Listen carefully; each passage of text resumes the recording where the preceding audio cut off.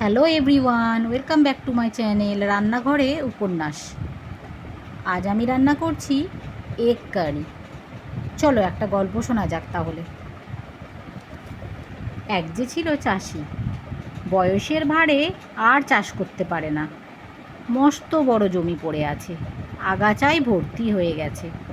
চাষির 3 ছেলে, ছেলেরা খুব অলস, সারাদিন বাড়িতেই বসে থাকে, জমির কাজ দিয়ে হাঁটেও না পর্যন্ত। চাষির খুব চিন্তা, তার মৃত্যুর পর এরা কি করে খাবে। এমনিভাবে দিন যায়, মাস যায়, বছর যায়, ছেলেদের কোনো পরিবর্তন আর হয় না। চাষিও অসুস্থ হয়ে একদিন শয্যাশায়ী হলো। একদিন তার 3 ছেলেদের ডেকে বলল, বাবারা, আমি বোধহয় আর বাঁচব না। ওই জমির নিচে না গুপ্তধন পোতা আছে, আমার মৃত্যুর পর তোরা মাটি খুঁড়ে তুলে নিস।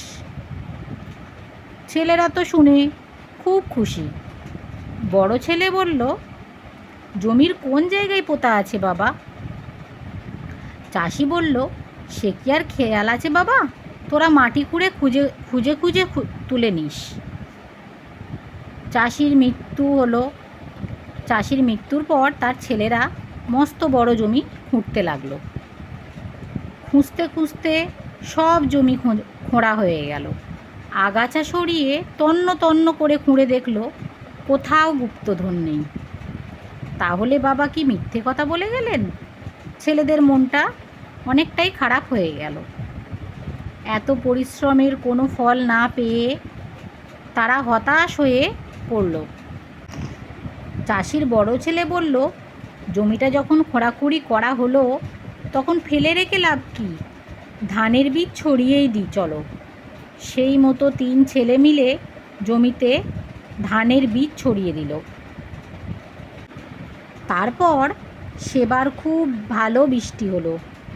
ঝুরঝুরে মাটিতে ধানের বীজ থেকে সবুজ সবুজ চারা বের হলো। সারা জমি সবুজে ছেয়ে গেল। এই দেখে চাষির ছেলেরা তো খুব খুশি। দেখতে দেখতে ভাদ্র মাসও এসে গেল। জমির ধান পেকে সোনালি রং ধারণ করলো। মনে হলো যেন কেউ মুঠো মুঠো সোনা সারা জমিতে ছড়িয়ে দিয়েছে। চাষির ছেলেরা সেই পাকা ধান কেটে ঘরে তুলল। এত ধান হলো যে বাড়িতে রাখার জায়গা পাওয়া গেল না। সেই ধান কিছু খাওয়ার জন্য তারা রেখে দিল, বাকিটা বিক্রি করে দিল। 3 ছেলের সংসারে অভাব ঘুচে গেল। এবার ওরা বুঝলো গুপ্তধন কি, এই ফসলগুলোই তো গুপ্তধন। পরিশ্রম না করলে গুপ্তধনের খোঁজ পাওয়া যায় না।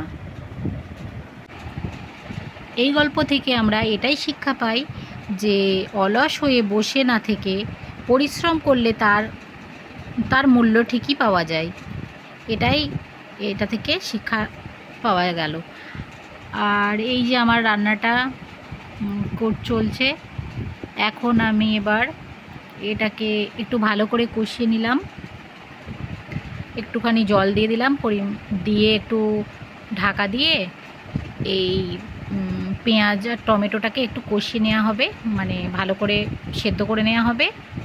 তারপরে এতে আমি আগে থেকে সেদ্ধ করে রেখেছিলাম ডিমগুলো দিয়ে দিলাম।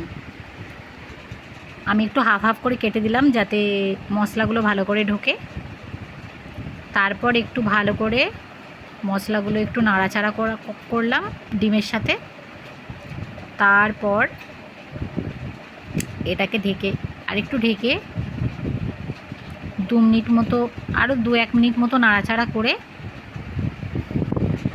তারপর এটা নামিয়ে নেওয়া হবে।